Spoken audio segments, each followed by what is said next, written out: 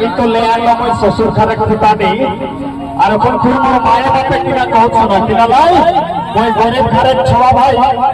घरे एक संजे खाइलाई भात नी पेज माटी खाई के दिन जाइले और जति कोने घरे गाड़ी जो तुम देखि पाओ तो माए बापे खाते के खेते नानी जैसा बदमा ससुर घर ले गाड़ी में तो कानो रहे बाने घरे जितना टका पैसा सब चोरी करके जेल भरी यार भूर भर गोली भूल तो फिर मोर माए बापे जति खन गाड़ी जो तो कानो देखि के ओकर ब्लड प्रेशर हाई है एगो तो ये बापे कहतो में कि न करबे गाड़ी एगो माए बापे कहतो में कि न करबे गाड़ी बाबू खाने ने के हमर खाने ने के ओह साथ सकते हैं कबर